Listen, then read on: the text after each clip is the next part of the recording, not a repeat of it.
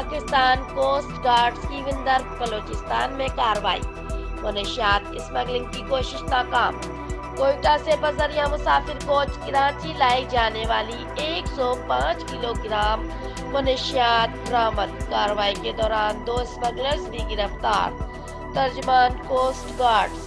दूसरी कार्रवाई में भी मुसाफिर कोच से 3 किलो हशीश बरामद। मुलजिम गिरफ्तार। बरामद मुनशियात की मजमई मालियत 2 करोड़ रुपए के लगभग है।